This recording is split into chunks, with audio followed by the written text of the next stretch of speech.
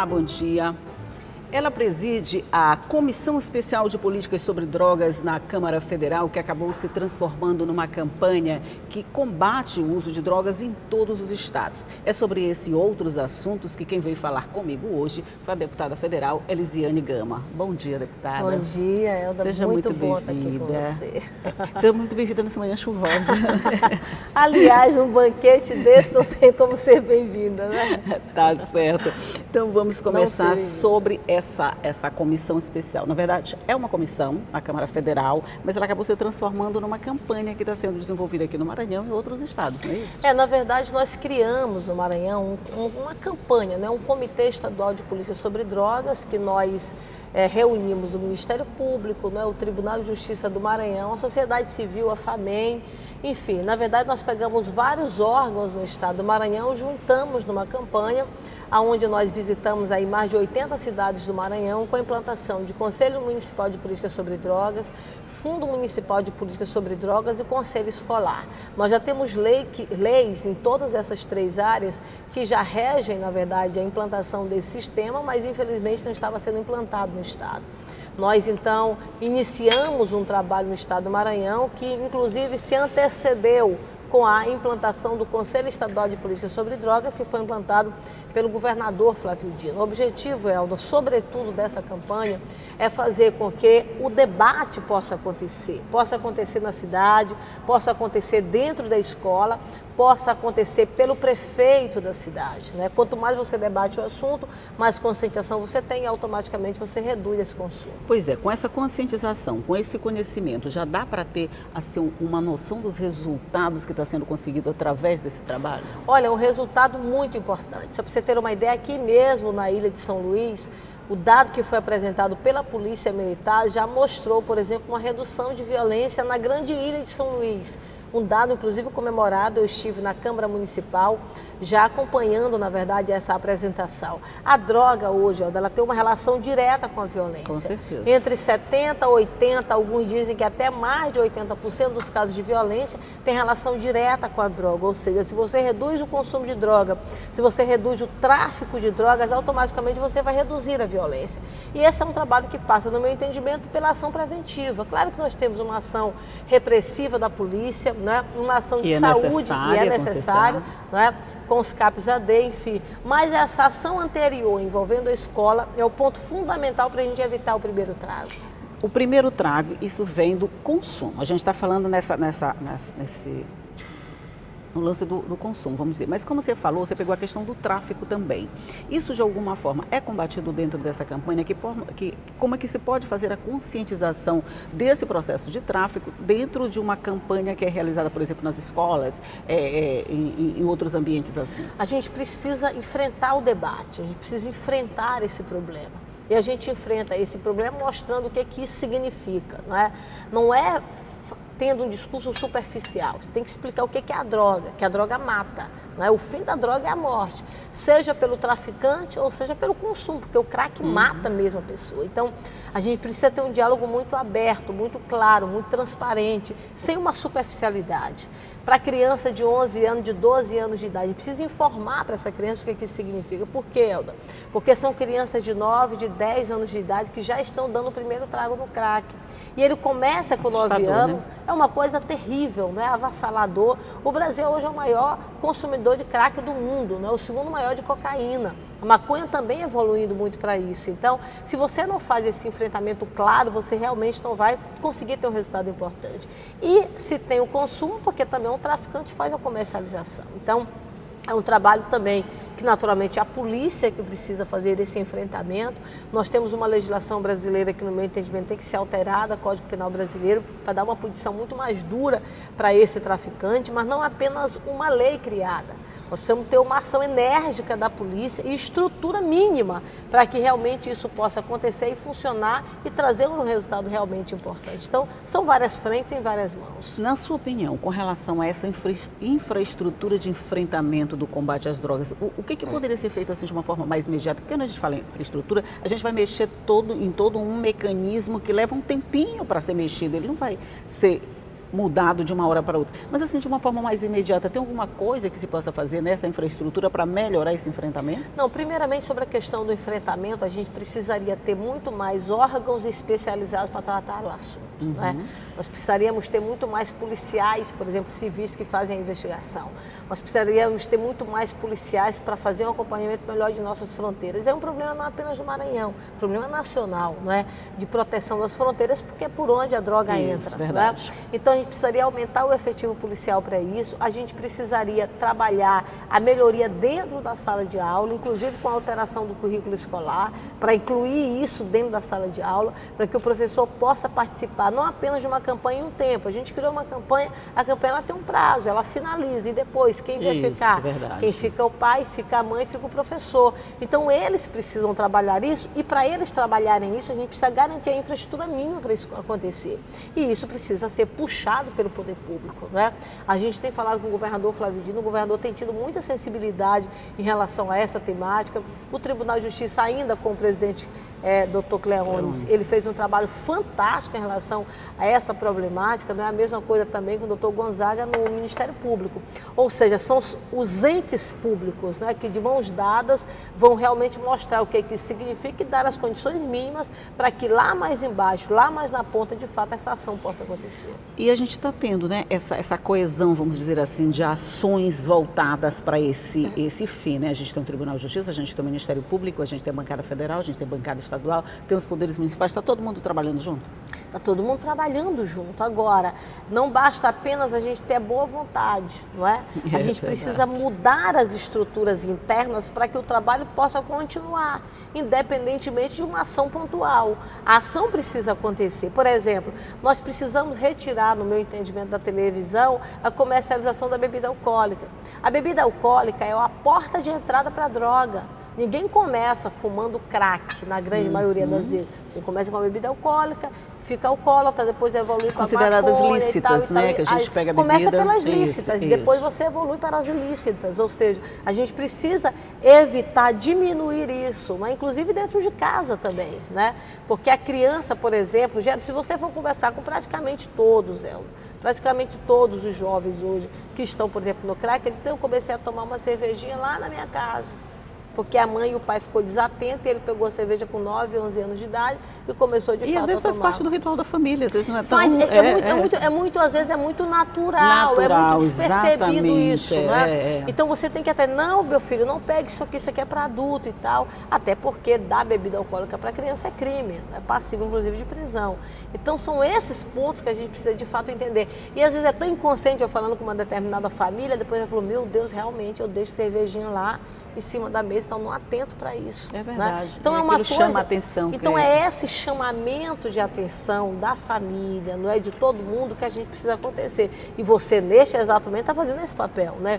Como comunicador, abrindo espaço para esse debate. Então, a gente vai continuar falando sobre isso no próximo bloco, fazendo um intervalinho rápido, mas é rapidinho mesmo. Eu volto já já.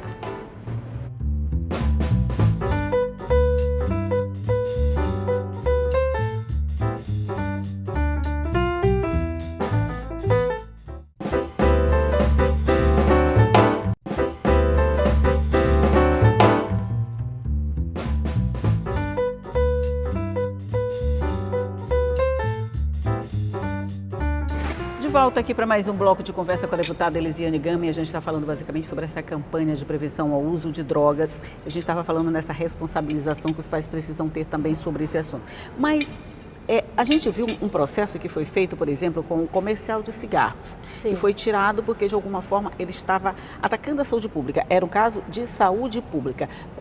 A bebida alcoólica não pode ser considerado assim? Quer dizer, usar esse gancho para se fazer ter o mesmo efeito usando a mesma coisa? Perfeitamente. A questão da droga e a questão do álcool, não é? Na verdade, a droga, seja ela lícita ou ilícita, ela é tratada como uma questão de saúde. Tanto que, por exemplo, o crime do traficante, do tráfico de drogas, ele é um crime contra a saúde pública, né? Exatamente. Verdade. Então, é nessa perspectiva.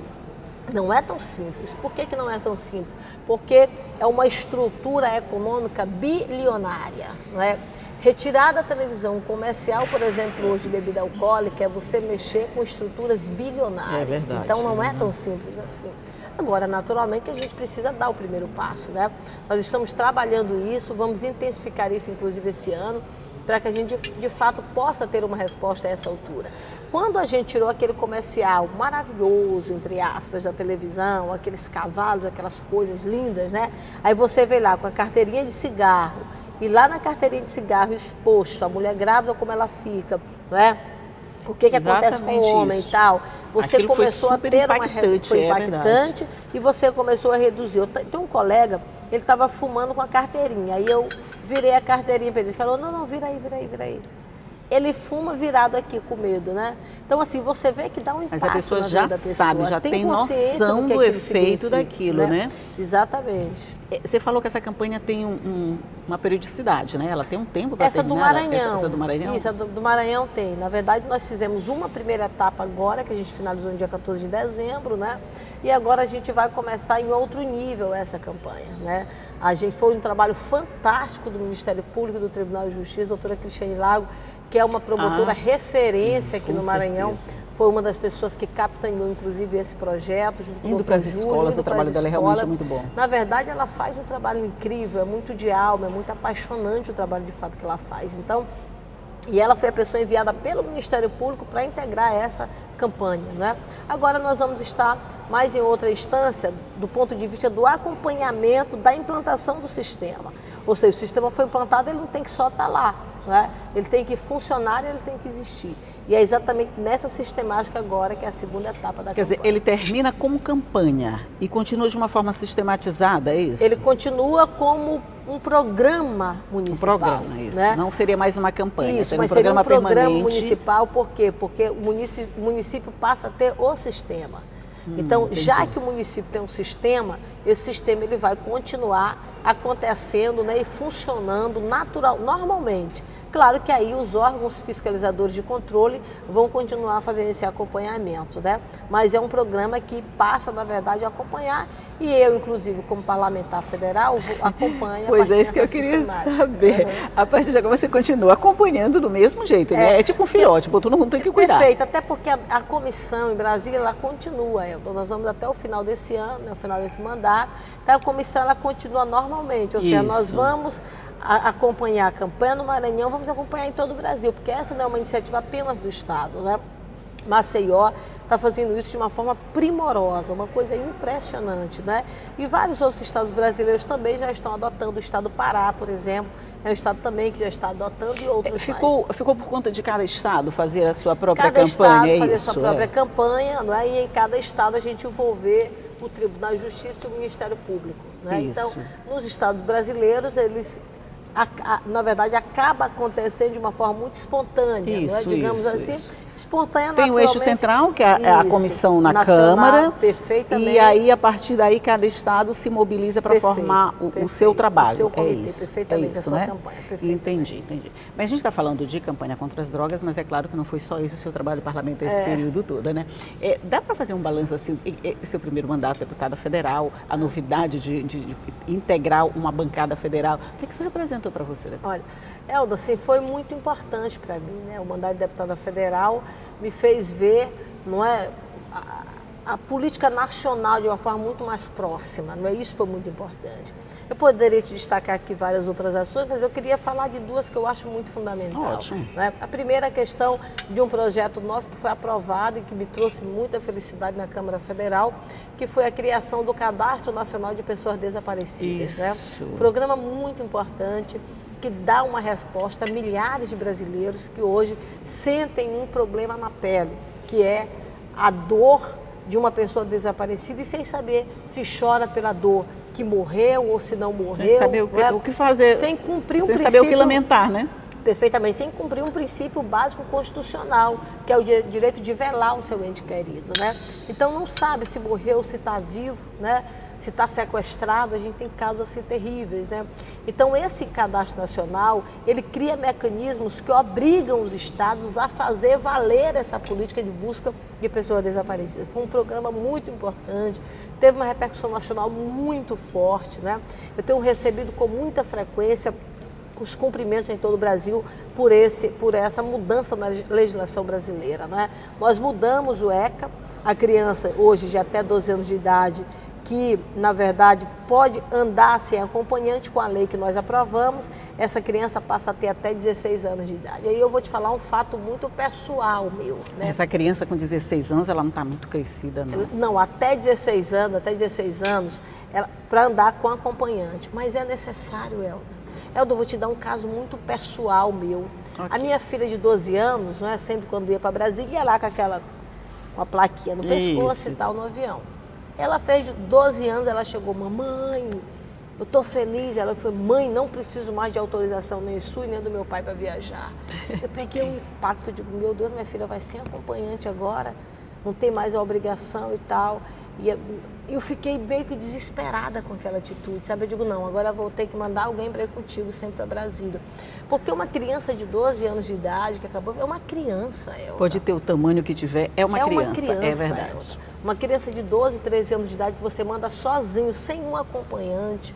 Essa criança está suscetível a ser envolvida e aliciada com muita facilidade. Com certeza. Então nós alteramos de 12 para 16 anos de idade. Isso é um mecanismo que vai reduzir também. Por quê? Porque lá você tem na rodoviária, você tem no aeroporto, você tem lá no barco, né? Você tem qualquer sistema de transporte, um controle mais rigoroso. E a segunda ação desse ano também foi um trabalho de unificação e de brigada em relação ao combate da violência contra a mulher, né? A gente aumentou os casos de violência de mulher no Brasil.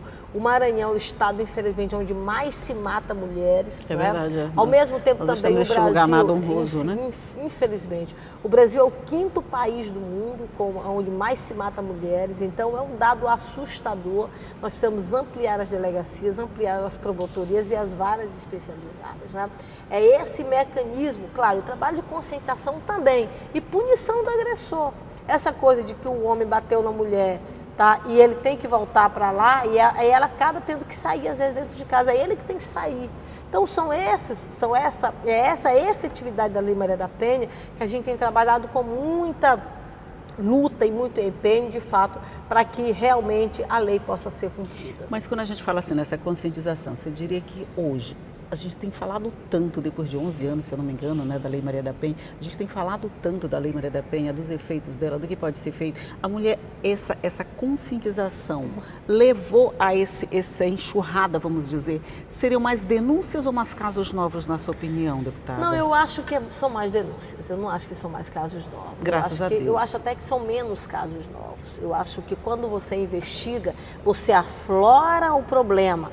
O problema passa a diminuir, a pessoa passa a pensar 2 vezes se ele vai bater ou agredir ou não. Isso eu senti aqui no caso de pedofilia, quando nós criamos na CPI no Maranhão. Isso, é verdade, né? isso. Eu me lembro que o promotor disse, Elisiane, olha como está a minha sala. Eu cheguei a visitar, meu Deus, eram pilhas e pilhas de processos, não é? Que aumentou no prazo de 4, 5 meses, não é? Aumentaram os casos, não.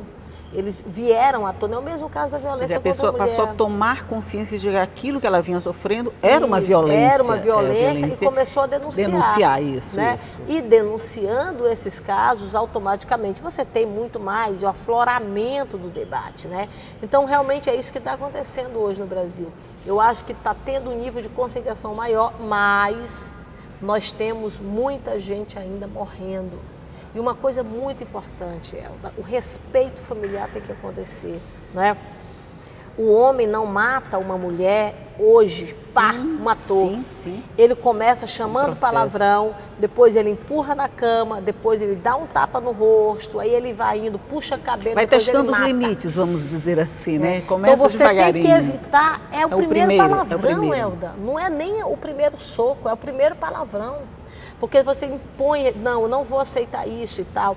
Você começa a ter até, inclusive, diálogo, ele vai pensando 2 vezes o que ele vai fazer. Né? A gente não tem que esperar uma pessoa ser assassinada, como a gente tem acompanhado aí de uma forma realmente brutal. Né?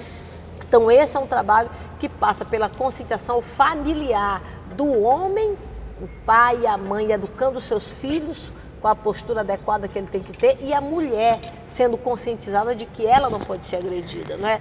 Agrediu, coisa para dizer, vá lá. Agora, uma coisa que a gente cresceu muito, evoluiu. Agora, essa coisa você vai me dizer no próximo bloco, porque nós vamos fazer de novo um rápido intervalo e a gente volta já, porque a gente tem muita conversa, mas a gente faz esse intervalo. Enquanto isso, eu vou comer um pouquinho. Vão comendo, a gente faz intervalo e a gente volta logo, logo.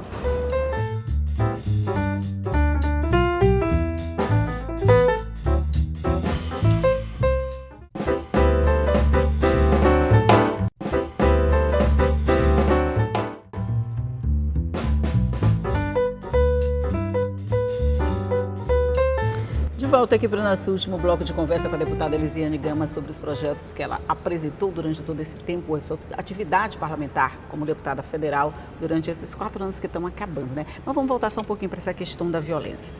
Se disse que aumentou também o número de BO, que eu lhe interrompi. Não, na verdade, não é aumentar o número de BO, na verdade, uma mudança na legislação que foi muito importante é que quando a mulher faz o BO e faz o corpo de delito, fica irreversível o processo. Porque o que acontecia? Às vezes a mulher denunciava, né? Ela ia lá e tirava a denúncia e continuava do mesmo jeito. Hoje não, ela denunciou, fez o corpo de delito, fez o exame, é reversível o processo. Ele ocorre sem necessariamente a vítima ir ou não, ou continuar de fato no acompanhamento da denúncia. Isso foi um fato realmente muito importante. Agora, Elda, você trouxe uma preocupação muito importante agora no intervalo. Quando você porque falava a gente continua do medo. Conversando no intervalo, gente. Não para, não. A gente come e conversa. A gente é mulher, né? A gente gosta de conversar. Vamos até esquentar o nosso café para a gente continuar. Então, pronto, coloque aqui. Você falava sobre a importância, sobre o medo que às vezes a mulher tem e a falta de segurança que a mulher tem. A falta de segurança. Para fazer a denúncia, ela precisa se sentir segura, né? É bem aí que entra a ação imediata do poder público, né? E aí nós temos, de fato, uma grande fragilidade. A gente não pode negar isso. As delegacias especializadas, por exemplo, nós temos aqui em São Luís uma delegada que é incrível, que é a delegada Cazuni. Cazuni, né? É uma referência já nesse trabalho, né? Faz um trabalho impressionante, né? Agora, ela sozinha não dá conta, você tem que ter toda uma equipe e agentes e mais delegacias para que isso de fato possa acontecer.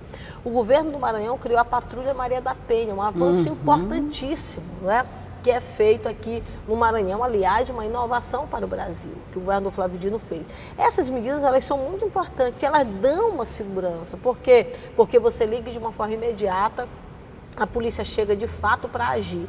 Essa segurança, ela é dada mediante uma ação rápida do poder público. E quem garante isso, naturalmente, é o poder público, é o governo do Estado, né, o governador do Estado, para que isso realmente possa acontecer. Porque eu imagino assim, não adianta nada a mulher fazer a denúncia se ela vai voltar, vai encarar o marido dentro de casa, né? Isso. Ela tem que ter a segurança nas medidas protetivas que vão ser oferecidas, no suporte que ela vai ter após fazer essa denúncia, para que não ocorra isso, como ocorria antes de ir lá e retirar a denúncia. Não porque ela quisesse, mas porque ela se sentiu ameaçada. Exatamente. Exatamente. O doutor Nelson Rego, que foi juiz dessa vara especializada, ele fez um trabalho muito importante com o homem agressor. Ele fazia o acompanhamento do homem agressor. E é importante por quê? Porque às vezes ele disse, olha, você tem que estar no raio de 300 metros, é a distância que você tem que estar. Mas aí, qual é o controle? Qual é o sistema que você vai metros, ter? Então, aí ele voltava, era muito fácil, voltava, estava lá e tal, né? Então, até às vezes você mensurar essa distância, né? Então, o ideal hoje é retirar e deixar em um período de acompanhamento. Nós chegamos a ter uma casa aqui no centro da cidade, aonde esse homem agressor ia para lá todos os dias para poder fazer o seu trabalho de acompanhamento diário, mostrar a repercussão e o impacto que ele trouxe para a família, para os filhos, né? Porque o sofrimento dos filhos é uma coisa terrível, não é? A criança que cresce, Elda, num ambiente de violência, ela está processando isso na mente dela. Entendeu? Poderá desenvolver isso na fase adulta. É verdade. Ou seja, esse acompanhamento antes de tudo isso acontecer é de fato muito fundamental. Agora, a gente precisa naturalmente que as estruturas, não é? E todo esse sistema de garantias de fato possa estar evidenciado e funcionando. Com toda certeza. Aqui nós temos até um advogado, o doutor Flávio, se eu não me engano, que também faz esse trabalho de prevenção. Quer dizer, mostrar para o homem, é uma ressocialização no início, sim, quando ele tem noção, por exemplo, ouvindo a posição da mulher, a noção do estrago que ele está causando dentro da família. Porque eu imagino que enquanto ele não tiver essa consciência do que ele produz dentro da família, para ele um tapa vai ser só um tapa. Vai ser só um tapa. Vai ser só um tapa. Esse trabalho todo, deputada, como deputada federal, fica mais fácil de fazer? Eu não diria nem mais fácil, mas você tem estruturas maiores, né? Por exemplo, agora nós agendamos com a ministra Carmen Lúcia para fazer um trabalho envolvendo ela, inclusive, possivelmente ela virá aqui ao estado do Maranhão para a gente fazer uma grande audiência com a ministra, né? Nós envolvemos a Associação Brasileira de Magistrados, envolvendo as magistradas. Por quê? Porque está um problema muito sério, viu, Elda? Nós criamos no Brasil uma tipificação penal que foi o feminicídio. Feminicídio, não é? Então, isso. o feminicídio foi muito importante porque ele criou uma tipificação penal que fez, inclusive, uma ampliação dessa pena, né? Um endurecimento dessa pena ao homem que mata a mulher, né? Mas isso não está sendo considerado. Em menos de 10% desses casos hoje de morte de mulheres são enquadradas nessa tipificação. Ou seja, precisa haver uma conscientização na magistratura brasileira. E essa conscientização, ela passa pelo trabalho de mostrar o que é. Você lembra aquele caso de São Paulo recente agora? Que o homem molestou a mulher dentro do ônibus, não é? E o juiz chegou a liberá-lo, naturalmente. Era muito Só natural. depois de uma comoção popular que ele volta atrás, não é? E falou, não, mas ela não foi estuprada, ela não foi violentada. E lá no Código Penal brasileiro é muito claro o que é isso. O estupro, na verdade, mediante constrangimento também. Então, o constrangimento que ela passou ali foi uma coisa terrível. Mas o nível de conscientização, claro que isso não é todos, naturalmente, né? Sim, sim. É um aqui, outro acolá, mas existem sim alguns que precisam ter um nível de conscientização maior para poder fazer valer a lei realmente que já foi criada. Em outras palavras, não adianta ter a lei se ela não vai ser aplicada. Perfeitamente. É isso. Nós assim. temos milhares de leis no Brasil, aliás, né? Milhares que se você for pegar, meu Deus do céu, você nem consegue identificar. E quando a gente fala que a mulher pode ser mais sensível a essa situação de entender a outra mulher, a gente não pode generalizar também não, né? Porque não é bem assim, Não, é né? verdade, é verdade. Eu acho que, eu sempre digo, gente, não basta ser mulher. Nós precisamos ser muito mais do que isso, nós precisamos ter muito mais nível de entendimento da coisa. Por quê? Porque a gente que é mulher, a gente precisa fazer melhor do que os homens. Não pode nem ser igual. Porque se for igual, eles ainda nos colocam lá para baixo. Então a gente tem um desafio duplo. Um desafio duplo. Minha amiga, não é fácil. Não basta né? ser bom, tem que ser ótimo. Ó, tem que ser ótimo. Se a mulher está aqui no nível do... porque é mulher, porque é mulher. Né? A gente tem um nível de exclusão, meu Deus do céu, é uma coisa impressionante. Será que a gente vai chegar um tempo que a gente vai se olhar chegar, Vamos chegar. Então vamos sonhar, né? Não custa nada sonhar, né? É uma utopia que a gente precisa buscar. Esse horizonte está lá na frente, vamos correr atrás dele. Vamos correr atrás. Porque a gente chega lá, se Deus quiser. Pode até demorar um pouquinho. Sim, vamos chegar. Eu não sei se a gente, mas nossos filhos e netos talvez possam chegar. Mas é assim, a gente tem que trabalhar, porque alguma hora a gente vai chegar nesse patamar de civilização, vamos dizer assim, né? Verdade, Isso é uma civilização, não é nada mais do que isso, a relação entre as pessoas, todos são iguais. Então, a gente pode ser igual ao homem e ser comparada melhor, e por isso ele não precisa botar a gente para baixo para dizer que a gente não presta. É verdade. Mais ou menos isso. A mulher tem muita sensibilidade, tem muita entrega, tem muita paixão, tem muito envolvimento em tudo que faz, não é? Então a gente faz as coisas com muita eficiência. Por exemplo, né? seu caso. Essa mulher tem muita entrega, tem muita coisa para fazer. É mãe, é deputada, aquele clichê de sempre. É trabalhoso, dá trabalho, não dá, né? Você imagina morar em outro estado, você imagina ter que é filho ser aqui. deputada federal, ter que passar 3 dias em Brasília toda semana, deixar seus filhos em casa, não é? Não é tão simples assim, né? É desafiador. Quantas vezes eu saí daqui para Brasília chorando com saudade das meninas, eu digo, não, eu vou ter que ir, porque eu tenho um exercício realmente da minha função que eu preciso cumprir, mas é desafiador, né? E junto com a saudade vem os problemas, que você não pode estar perto, você não pode acompanhar, você tem que monitorar a distância. Distância é muito, né? A minha filha, no primeiro ano do meu mandato, teve muita dificuldade na escola por causa disso, né? Chorava e tinha crise de choro na escola de saudade, sempre dormiu muito comigo, então foi muito desafiador. Então vamos ficar bem mulherzinha aqui, não dava para levar todo mundo? Pois é, na verdade eu tentei levá-las para Brasília para morar comigo em Brasília, mas elas próprias não queriam ficar lá. Bom. Sentia saudade da família. Aí a gente, mais uma outra situação também que foi muito fundamental, eu ia ter que ficar um pouco mais de tempo em Brasília, né? Então eu fiz o cálculo, dava de ficar mais tempo aqui, né? Atender o meu estado e naturalmente ficar mais próximo também delas, né? Pois é, isso é um problema só de mulher, né? Porque você é uma deputada. Se você fosse um deputado, não tinha muito problema, eu não vejo essa dificuldade nos outros, não estou querendo aqui falar mal dos homens. Não, mas não é. Assim fica mais fácil de equacionar. A gente não vê essa reclamação deles. Não vê essa reclamação, não. Olha, sai na terça, volta na sexta e acabou. Olha, quantas vezes, como eu lhe falei, eu saí daqui chorando, né? E chegava, às vezes, pegava voo no limite do horário da sessão. Meu Deus do céu, mas enfim, faz parte da vida, do desafio da gente. É, o né? desafio, mas o balanço é positivo, né, deputada? Muito positivo, graças a Deus, estou muito feliz. Estou no meu último ano de mandato, né? Ainda temos um período pela frente, mas eu acho que eu fiz, a coisa como eu deveria fazer. Eu sempre digo, não me arrependo do que eu fiz, porque eu fiz com muita consciência, em cima dos meus princípios e dos meus valores.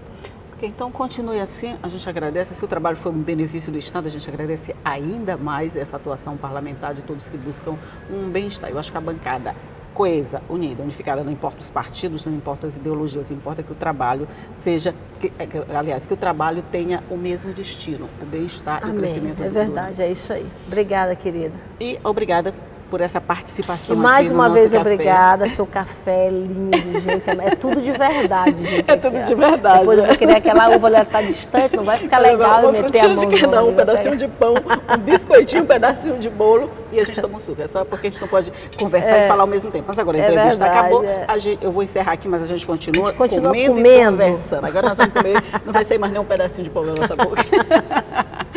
E você já sabe que tudo isso que a gente discute aqui fica à sua disposição no nosso site. Você pode acessar a hora que você quiser, essa entrevista, qualquer outra entrevista. É só acessar o al.ma.leg.br/TV, a nossa página do Rádio Online, nas nossas redes sociais, fica lá tudo à sua disposição, bonitinho, é só você acessar. Vai estar lá tudo pronto para você. Mas eu vou esperar você aqui todos os dias 8h30 da manhã, tá? Tchau!